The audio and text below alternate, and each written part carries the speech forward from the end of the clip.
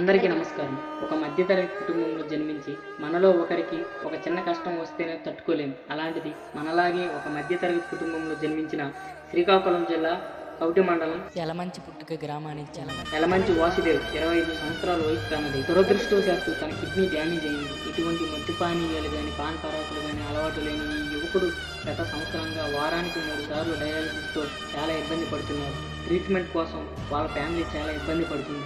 తల్లికి మించిన దైవం లేదంటారు. అలాంటిది తన తల్లి తన ప్రేమను చాటుకుంటూ తన కుమారుడిని ఎలాగైనా కాపాడుకోవాలనే ఉద్దేశంతో తన కిడ్నీని డొనేట్ చేయాలనుకుంటుంది. ట్రాన్స్‌ప్లాంటేషన్ కోసం దాదాపుగా 20 లక్షల వరకు ఖర్చు అవుతుంది.